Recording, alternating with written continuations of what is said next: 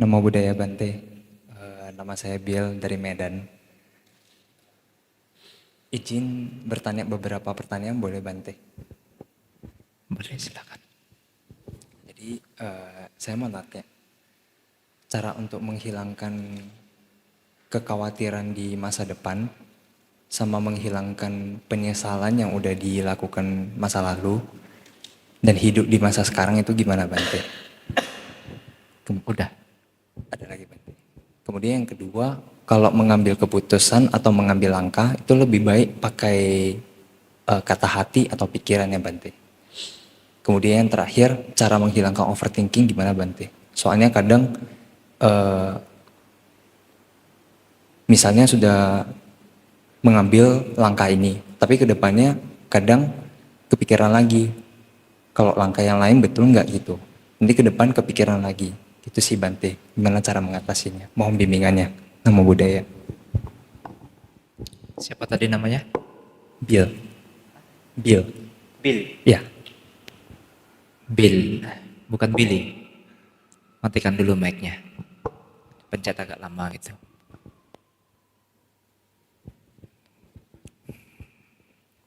Sepertinya pertanyaannya berat ya. Bante nggak yakin bisa memuaskan. Jawaban Bante tidak yakin bisa memuaskan Anda atau tidak, saya nggak tahu.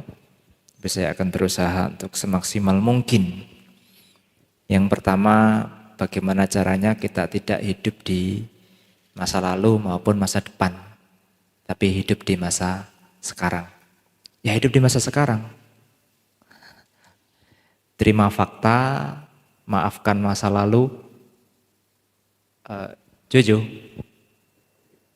masternya turunkan dikit. Master yang di sana, volume master. Ya, cek. Oke. Baik. Jadi apapun yang telah kita lakukan di masa lampau, entah itu kesalahan atau kekurangan, itu bentuk kebodohan karena kekurangan atau kekurangnya kebijaksanaan kita di masa lampau. Menyesal dalam Buddhis itu adalah memperbaiki sekarang, bukan terjebak di luka masa lampau. Kalau kita selalu terjebak di luka masa lampau, maka itu adalah sebuah kebodohan.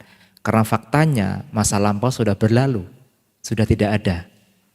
Yang ada adalah hidup saat ini.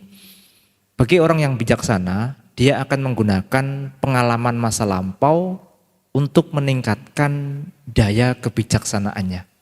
Bukan malah terjebak. Kalaulah misalnya pada kehidupan masa lampau saya pernah melanggar sila yang pertama, membunuh makhluk hidup dengan disengaja, dengan senang hati, dengan perasaan gembira.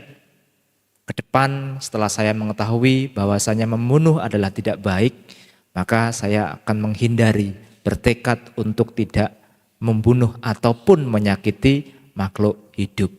Entah itu binatang ataupun manusia. Begitu hendaknya kebijaksanaan berbisik. Untuk masa depan kita tidak perlu khawatir, kita tidak perlu risau. Yang terpenting kita bisa memaksimalkan waktu dan kesempatan saat ini.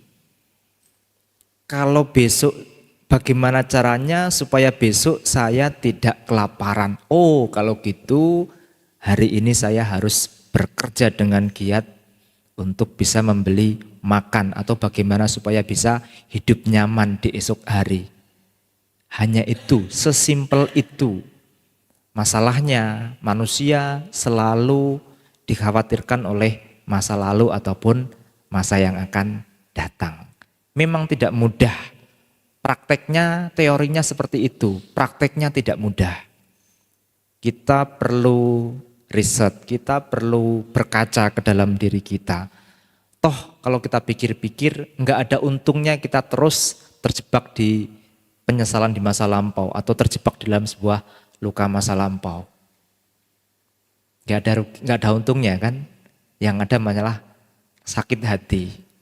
Sering saya gambarkan, karena orang tidak bisa move on, tidak bisa menerima sebuah perubahan, dia terus melekat terhadap sebuah pandangan, ini aku, ini milikku, ini diriku. waktu dibully itu zaman SD. Tapi rasanya masih terasa saat dia sudah duduk di bangku kuliah. Logika enggak? Waktu dibully waktu saat dia masih remaja. Tapi sekarang dia sudah punya cucu pun masih terasa. Karena apa? Belum bisa mengikhlaskan masa lampau. Dia terus terjebak di dalam kenangan masa lampau. Oh, si A ini kalau ngejek saya dulu bagaimana luar biasanya sakitnya. Dia terus memanggil perasaan itu. Dia terus memanggil kenangan-kenangan itu.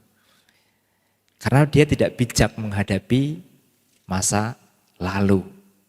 Ya, kalau orang bijak, perasaan ini bukan aku. Masa lampau itu bukan milikku, bukan diriku.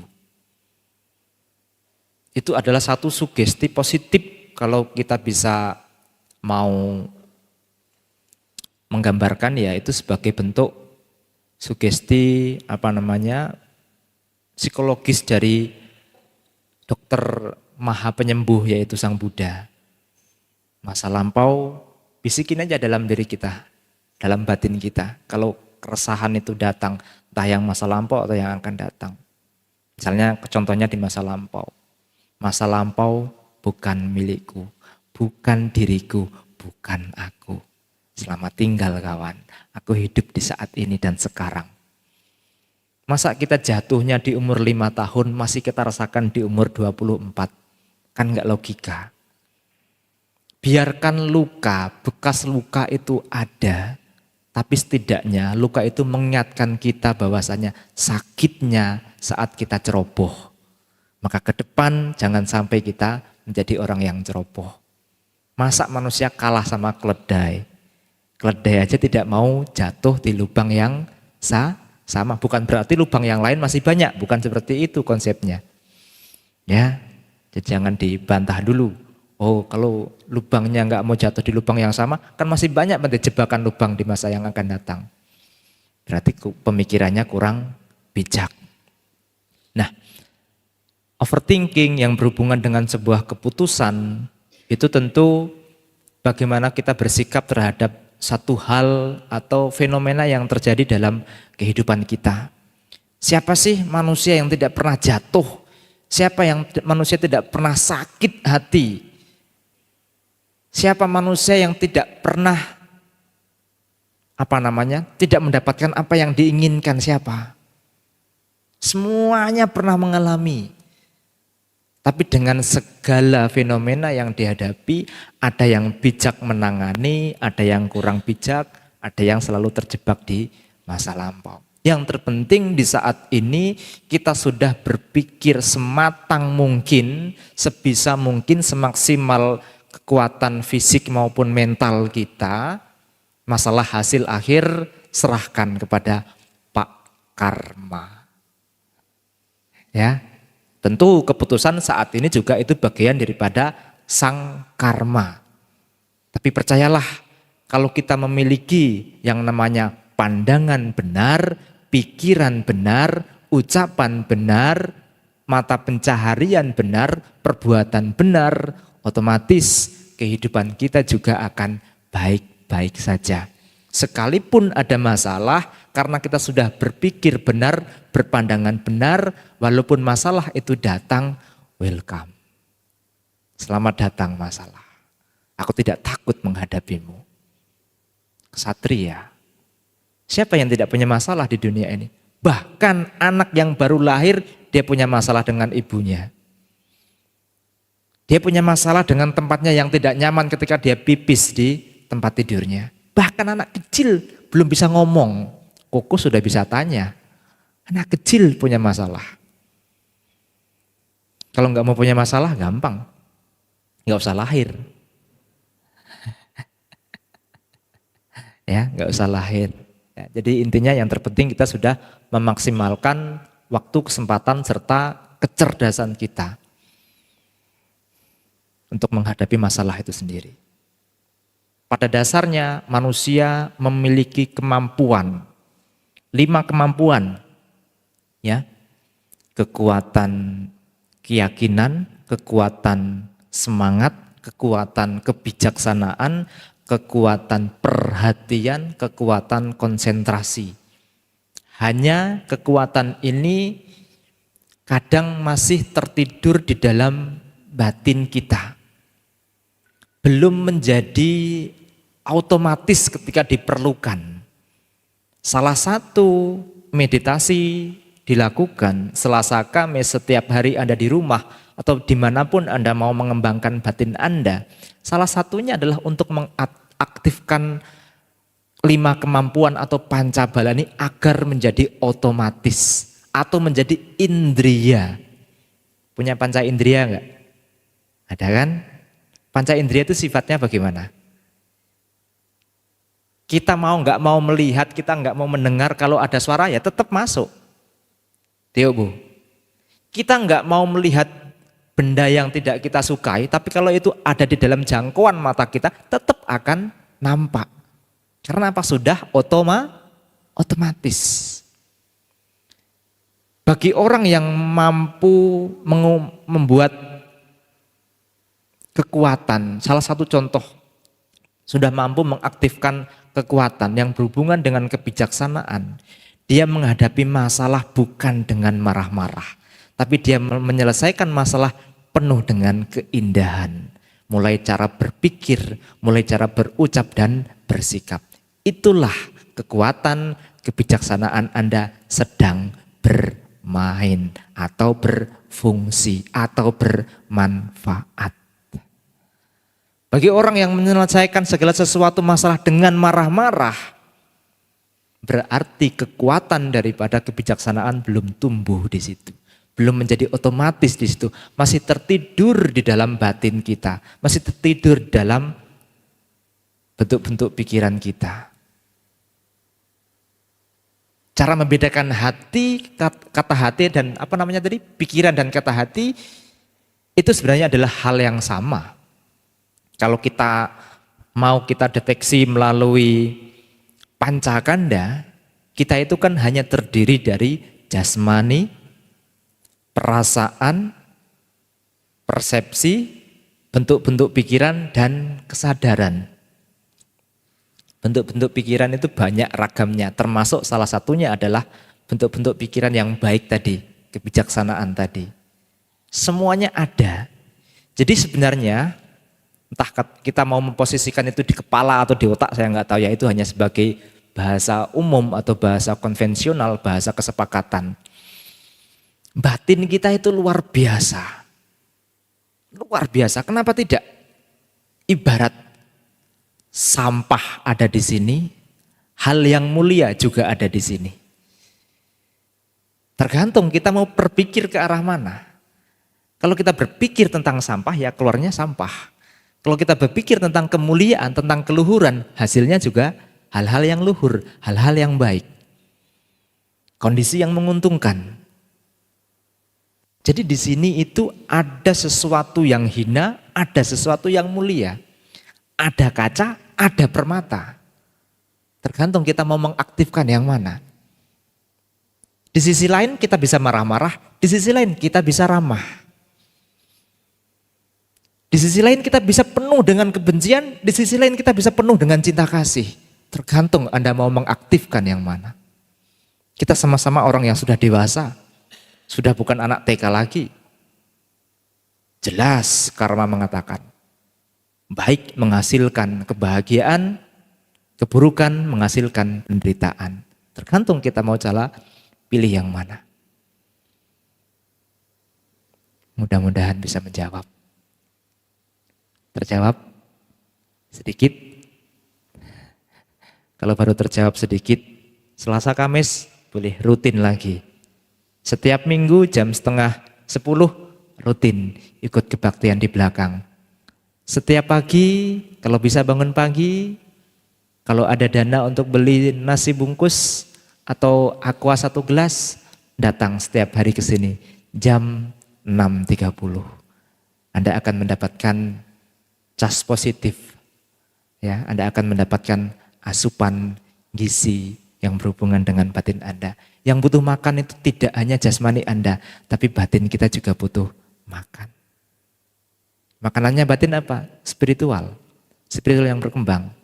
Kalau spiritual tidak berkembang, tadi saya barusan riset, keren ya. Saya cari negara terbanyak kasus bunuh diri. Suka dengan drama Korea? Enggak suka? Enggak suka K-pop? Biasanya kaum Hawa yang suka K-pop ya. Salah tanya berarti saya. Ternyata Korea itu menempati ranking keempat. Urutan keempat bunuh diri terbanyak. Kalau diambil 10 besar tadi saya lihat Rusia itu menempati ranking yang ke-9. Nah, selain daripada itu kalau nggak salah ada negara-negara yang tidak terkenal lah. Salah satunya Afrika, ya itu banyak juga. Tapi dunia yang kita kenal ya, yang biasa terkenal. Siapa yang tidak tahu Rusia? Siapa yang tidak tahu Korea Selatan? Ya, bolehlah nanti kalau ada tiket kita jalan-jalan bareng ya. Tingkat depresinya banyak. Karena apa? Makanan spiritualnya tidak mendapat. Mereka tidak dapatkan makanan spiritual. Akhirnya menghadapi segala sesuatu masalah dengan marah-marah, dengan kebencian, dengan ketidakpuasan. Akhirnya mengambil jalan pintas, bunuh diri, dan lain sebagainya. Apa bedanya bunuh diri sama membunuh orang lain? Kalau tadi kan saya yang bertanya, Anda yang bertanya, sekarang saya yang bertanya. Apa bedanya? Bunuh diri sama membunuh orang lain. Tolong ya, yang sudah tahu diam dulu ya. Apa bedanya? Boleh saya bantu jawab? Tidak keberatan ya. Membunuh orang lain sama bunuh diri sama. Kebenciannya yang sama. Faktor mentalnya yang sama. Kebencian, aku tidak menginginkan kehidupan yang seperti ini. Maka aku harus bunuh diri, mengakhiri hidup. Aku tidak mau fakta hidup yang seperti ini. Maka aku harus membunuh kamu atau si dia. Banyak kan kejadian-kejadian yang terbaru di mana itu? Tangerang atau apa yang menghabisi mahasiswa senior, kakak kelasnya menghabisi adik kelasnya, ada kan? Adik semesternya. Karena apa? Faktanya dia tidak menginginkan kondisi hidup yang seperti itu. Jadi perbedaan membunuh adalah satu, kalau bunuh diri itu objeknya adalah diri sendiri. Objeknya diri sendiri. Kalau membunuh orang lain jelas objeknya adalah orang lain. Jadi perbedaannya di objek saja, secara faktor mental kebencian sama saja. Tidak ada bedanya. Itu nafsu binatang semua itu. Bisa dipahami ya? Lumayan tercerahkan malam ini. Agak ting ting ting gitu ya. Ledakannya di dalam batin itu ting ting ting langsung. Oh gini tuh ada masang Buddha. Luar biasa. Gitu kan? Asik gak dhamma itu? Asik. Kalau gak asik saya gak bertahan sampai 12 tahun dengan penampilan yang gundul seperti ini. Oh dulu kalau rambut saya gondrong, Lee Min Ho, putus. Gak percaya? Jangan percaya, bodoh itu.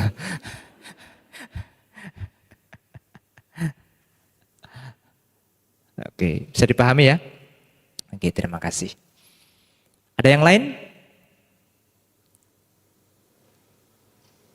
Boleh. Itu mic-nya di situ, Pak Surya.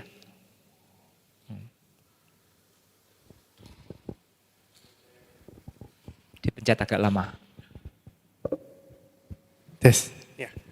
Bante, saya mau tanya mengenai pancakanda Bante. Mengenai persepsi. Disebutkan persepsi itu anicca Bante. Saya kurang memahami bagian ini dan persepsi yang anicca ini bagaimana disebut dukkha Bante? Kenapa disebut berduka? Itu aja Bante. Persepsi adalah anicca. Baik. Aku boleh tanya balik enggak? Boleh ya? Ada enggak mainan kesukaan Surya ataupun makanan kesukaannya waktu umur, dulu dikasih mainan umur berapa? 7 tahun atau 8 tahun? Nah, katakanlah kita pakai standar 7 tahun atau 8 tahun gitu ya. Tapi seiring berkembangnya zaman, seiring dengan kekedewasaan itu terjadi, mungkin saat umur 8 tahun kita dapat permen lollipop, senangnya minta ampun. Atau dapat es krim, oh senangnya minta ampun. Tapi sekarang dapat es krim, biasa saja. Oke? Mainan. Dulu dibelikan mainan tembak-tembakan air. Kalau zaman saya masih kuno sih, nggak tahu ya masih Surya ya. Mungkin Surya yang ada suaranya titit titit gitu mungkin, yang suaranya macam-macam itu ya. Atau mungkin udah main airsoft gun. Nah, saya nggak tahu ya. Atau mungkin malah punya pistol beneran ya. Saya nggak tahu. Kita dapat mainan di umur 7 tahun atau 8 tahun, dapat mainan apa namanya? Tembak-tembakan air. Senangnya minta ampun. Sekarang dapat mainan itu biasa saja tuh. Itulah ada persepsi yang berubah dari kita umur kecil hingga ke umur dewasa. Persepsi Anda terhadap hal yang sama, terhadap objek yang sama, mainan tembakan air tadi, di umur 7 tahun sama di umur 30 tahun tentu berbeda. Di dalam sebuah perubahan ada yang namanya duka. Karena apa? Tanpa inti, tanpa aku. Di dalam persepsi itu tidak ada aku, tidak ada milikku, tidak ada diriku. Makanya dia terus berubah. Makanya persepsi kita juga berubah. Ada nggak persepsi yang terus sama? Surya melihat persepsi Dhammaguno yang 5 hari lalu atau yang saat ini tentu akan berbeda dengan Dhammaguno yang besok atau yang akan datang. Yuk Bu. Satu kalimat yang sama, sabe sangkara anicca, sabe sangkara dukkha, sabe dhamma anatta, saat ini kita memahami sama besok sama yang akan datang tentu berbeda. Waktu kokonya tadi membuat pertanyaan, 3 pertanyaan tadi, dari rumah mungkin itu suatu masalah yang begitu besar, begitu rumit. Tapi ketika sampai di sini mendapatkan jawaban-jawabannya, oh cuman begitu aja tuh masalah. Gitu kan? Mungkin ya. Saya nggak tahu, saya nggak bisa baca pikiran ya. Baca buku aja masih mengeja gitu ya, apalagi baca pikiran. Tapi mudah-mudahan saya agak sedikit bisa membaca pikiran diri sendiri aja. Saya mau apa? Oh hari ini mau pansit, nah, gitu aja ya. Jadi persepsi itu selalu berubah. Alangkah baiknya persepsi itu berubah ke arah yang benar. Apapun kondisi jasmani kita, apapun kondisi perasaan kita, apapun kondisi persepsi kita, apapun kondisi bentuk-bentuk pikiran kita, apapun persepsi atau kondisi kesadaran kita, alangkah baiknya perubahan itu mengarah ke arah yang baik dan benar. Jadi ada sebuah naik pangkat, ada sebuah kenaikan kualitas spiritual. Jadi kita tidak melulu di situ-situ saja. Ya. Jadi ada sebuah perubahan tapi ke arah yang baik dan benar. Itu yang dapat mencerahkan kita nantinya. Bisa dipahami enggak? Kalau nggak bisa dipahami, PR-nya kamu memahami, mempersepsikan Dhammaguno yang sekarang, jawab 5 hari yang akan datang. Bagaimana kamu mempersepsikan Dhammaguno? Oh Dhammaguno yang kalau setiap Selasa Kamis ramahnya. Oh ini kok galak? Kok suka marah-marah? Persepsi Anda sudah berbeda. Anda dipermainkan oleh persepsi Anda. Tapi kalau kita bisa memiliki sugesti, persepsi ini bukan aku, bukan milikku, bukan diriku. Selalu berubah. Oh begini tuh persepsi ternyata. Enggak ada yang bisa kita genggamnya. Semuanya terus luput dari genggaman kita. Bahkan anak, bahkan istri, bahkan orang tua yang kita sayangi. Anak-anak yang dulu lucu, sekarang sudah berkembang agak sedikit menyebalkan. Nanti kalau sudah mulai 17, 20, 25, mulai nggak bisa diatur, pusing-pusing deh kepala lo ya. Siap-siap, ini anaknya masih kecil ya, masih seumuran SD. Nanti kalau sudah tahu dunia luar, pusing-pusing deh lo. Ya, persepsi selalu berubah. Bisa dipahami? Saya. Nah, jadi persepsi Surya tentang persepsi pancaganda yang beberapa menit yang lalu sama yang sekarang berbeda enggak? Ada ledakan pencerahan enggak? Ting ting ting gitu. Oh begini tuh Bante. Enak ya Bante ya gitu. Enak ya. Ajaran Buddha tuh ini pokoknya best of the best lah ya. Percaya sama saya. Kalau nggak best of the best, saya nggak mungkin bertahan 12 tahun di sini. Ya ngapain? Pakaian cuman gini ajanya. Enak Anda punya lepis ya, punya jaket. Ya kan, rambut bisa gaya ke kanan, ke kiri, jegrak ke atas. Lah kalau saya gini aja. Depan mulai botak lagi, aduh payah. Mendingan enak kalau Anda punya duit tanam. Aku mau ada sponsor gak kira-kira?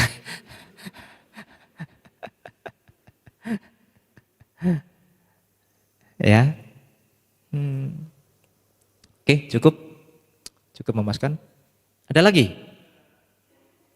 Masih kurang puas? Oke, silakan. Sedikit lagi Bante.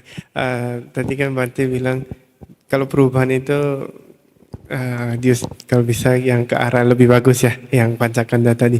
Jadi kalau pancakanda itu berubah ke arah yang bagus itu, apakah perubahan itu masih termasuk duka Bante? Itu aja Bante. Berubah ke arah yang baik, yang berubah itu adalah kualitas kebijaksanaannya. Ya, bukan tilakananya. Tilakana atau tiga, lakana itu sebagai karakteristik atau sifat yang umum, yang lumrah terjadi, yang menghampiri siapapun. Entah dia beragama Buddha, entah dia tidak beragama Buddha, dia percaya dhamma atau tidak, dia percaya karma atau tidak, akan tetap terliput atau akan kena dampak daripada sifat yang umum itu tadi. Karena itu sudah menjadi sifat yang umum, siapapun mengalami. Bahkan orang buta, orang tuli pun mengalami. Itu sebagai sifat. Ya, anicca, dukkha, anatta itu sebagai sifat. Tapi kalau ke arah yang baik itu adalah kualitas kebijaksanaan. Itu bukan sifat, itu faktor mental. Menarik ya ajaran Buddha? Menarik kan? Ya makanya. Bisa dipahami? Oke, terima kasih. Sebelah kiri. Ada pertanyaan?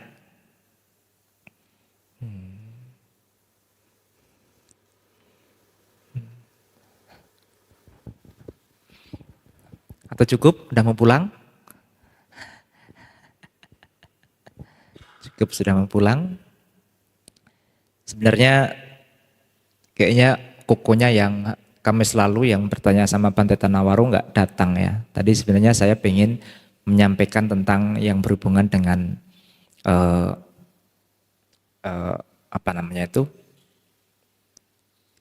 samasati atau perhatian yang benar, tentu yang berhubungan dengan apa yang ditanyakan oleh Koko itu, cuman nggak datang ya.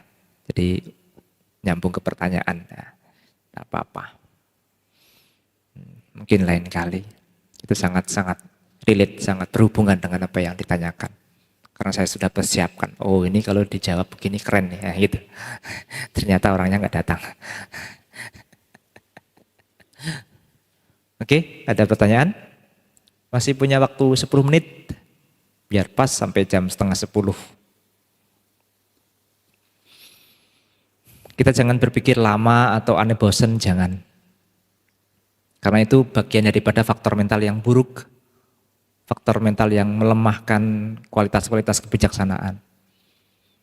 Selama 24 jam, Ibu Bapak, kualitas yang akan Anda miliki, yang menemani Anda dalam hari nanti, ketika hari kematian itu datang, ya hanya selama Anda duduk di sini, selama Anda melakukan kebajikan, selama Anda memperbaiki kualitas-kualitas kebijaksanaan Anda. Hanya itu aja. Sedetik 2 menit, meditasinya berapa jam sih? Sedangkan katakanlah 1 jam, 2 jam, 3 jam di sini sambil kongko-kongko ceramah misalnya. Hanya 3 jam. Anda berarti memiliki waktu 21 jam. Anda gunakan untuk hal-hal di luar daripada spiritual. Jadi harusnya terbalik ya. Makanya kehidupan Bante dan kehidupan Bapak Cita sama perumah tangga itu beda. Bedanya di mana? Praktek. Kalau selama 24 jam Anda menghabiskan waktu Anda untuk bekerja, untuk keluarga. Tapi kalau Bantenya 24 jam untuk memperbaiki kualitas batinnya. Untuk memperbaiki kualitas aturan, winaya ataupun pati mokanya. Jadi bisa dikatakan 24 jam itulah para Bante berlatih. Jadi tidak mengenal waktu. Enak kalau Bantenya bisa libur-libur itu. Minggu bisa libur pakai celana. Nanti Senin pakai lagi jubahnya. Kok enak. Makanya latihannya 24 jam. Kalau mungkin umat awam retretnya hanya sekedar seminggu 2 minggu itu pun di hari libur. Kalau biku sangha, anggota biku retretnya 24 jam. Sampai mati dia retret terus. Sampai berhasil menundukkan semua kotoran batinnya. Selagi kotoran batinnya belum tuntas, ya dia akan selamanya retret. Begitu. Ya, makanya kalau ketemu Bantenya jangan ditawari, Bantenya nggak pergi retret. Kalau saya ditanya, enggak. Udah tahu Bante ditawari retret. Lucu enggak? Akan menjadi berbeda kalau misalnya, Bante kami mau bikin program retret. Tolong dong bimbing kami. Enak ya bahasanya ya. Halus gitu kedengarannya. Jadi kalau misalnya, Bante nggak pergi retret. Emang selama ini kita ngapain? Emang minggu kita libur, kemudian kita Senin baru pakai jubah lagi? Enggak kan? Jangan lucu lah ya jadi umat itu. Tak cubit kempes loh.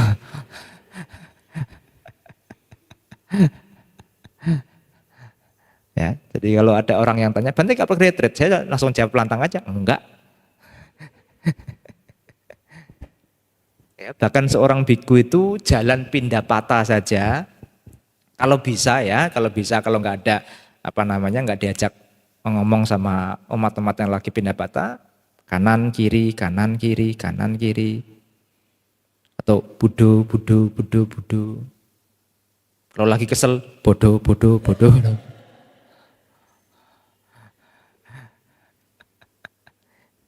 Bu, Ibu, happy ya Bu ya? Setidaknya terhibur loh ya beliaunya. Daripada nanti misalnya mohon maaf di rumah, mikir kebutuhan besok gimana nih anak-anakku, ya kan? Suntuk kan misalnya, ya kan? Tapi mudah-mudahan selalu happy di wihara maupun di rumah. Sadu ya Bu ya. Walaupun Bantenya bukan Kang Sule, tapi mudah-mudahan ya 11-12 lah. Rezekinya maksudnya. Enggak lah ya. Ya itu hanya bunga-bunganya orang kongko ya, daripada Anda ngantuk kan. Kalau Bantenya kaku, oh Dhamma winaya adalah begini. Enggak sampai 5 menit Anda sudah geser kanan, geser kiri. Bante kok enggak siap-siap, kapan siapnya? Ya, mungkin itu ya. Jadi kalau ada pertanyaan simpan untuk pertemuan-pertemuan berikutnya. Itu pun kalau Bante masih hidup. Atau sebaliknya. Ya. Jadi kalau kematian itu di keyakinan orang lain adalah sesuatu yang tabu, mendengar kata mati aja langsung amit. Jadi ketika dia mendengar ada saudara yang meninggal, dia langsung merinding ketakutan. Karena itulah ketidaktahuan dari apa? Fakta hidup bahwasanya rangkaian duka itu ada yang disebut berpisah dengan yang dicintai, termasuk berpisah dengan diri sendiri. Dipisahkan oleh apa? Oleh kematian. Kalau kita bahas tentang kematian, ujung kuku, besok mati Dhamma Gunung, siapa takut? Itu. Bukan malah totok-totok meja, nggak ada salahnya nih meja nih. Totok-totok lutut pula ya kan? Keropos baru tahu rasa loh. Bukan hal yang tabu. Kematian sama kelahiran adalah kata yang sama. Kalau kelahiran itu Anda nanti-nantikan, oh si jabang bayi, si anakku ini ya, nanti saya namakan Grace Natali. Wah kerennya minta ampun. Ketika dengar suara kematian, hati-hati. Anak kamu sekarang sudah kena tumor, beberapa hari atau beberapa bulan kemudian akan meninggal. Wah risonya luar biasa.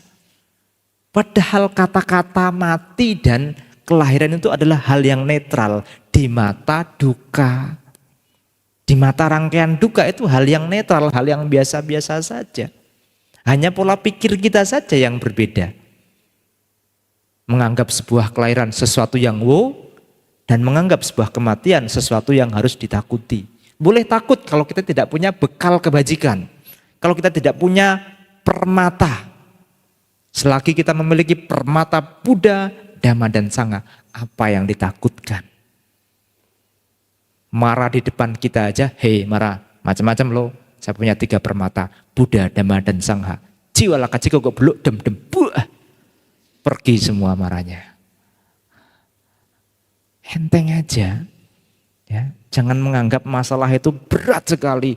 Enggak Anda sendirian yang pernah punya masalah, semua orang punya masalah. Ya, jangan ketika lagi mengalami masalah seolah-olah dunia besok mau kiamat. Ada masalah ke wihara, sini. Datang ke sini. Nyalakan hiyo, ya kan? Gak usah minta sama tikong, gak usah minta. Gak usah pakai hiyo yang besar-besar, gak usah. Cukup nyalakan hiyo. Tang budang pujemi, tang damang pujemi, tang sanggang pujemi. Oh, Bante, bahasa apa ini kok kayak bahasa dewa ya? Baru denger ya? Iya. Iya baru denger. Wah, nampak sekali Buddha KTP semua nih. Jangan-jangan bukan beragama Buddha nih. Tang budang, tang damang, tang sanghang pujemi itu artinya saya memuja Buddha, saya memuja Dhamma, saya memuja Sangha. Ya, cukup itu, kemudian tarik nafas, ya, sujud di depan patung. Arahang sama sambudo bagawa budang bagawantang abiwademi. Sujud dari mulai batin, ya, ucapan kan arahang tadi, batin atau pikiran, nah, ataupun otak apalah sebutan Anda terserah, ya, batin gitu ya. Arahang sama sambudo selaras pikiran dengan ucapan, namaskara. 5 titik menyentuh bumi, 5 titik menyentuh lantai atau menyentuh tanah. Ya, kening, kedua tangan dan area kaki. Nah, namaskara aja nggak paham kok. Ya kan? Jadi namaskara 5 titik menyentuh bumi. Terus pantatnya itu jangan angkat tinggi-tinggi. Kalau bisa namaskara itu ya mohon maaf kalau yang buncitnya agak buncit ya, makanya Anda harus olahraga biar sispek. Ya, harus bisa pantat itu kalau bisa tetap menyentuh area kaki. Jangan diangkat tinggi-tinggi. Tak ketapel baru tahu rasa nanti ya. Itu etika bernama sekara. 5 titik menyentuh bumi, kening, tangan dan kedua kaki. Bisa dipahami kan? Nama sekara ternyata ada aturannya ya benar. Yo ada. Makan aja ada aturannya kok. Ada BAB itu ada aturannya. Gak percaya? Ya buktikan sono, jangan di sini.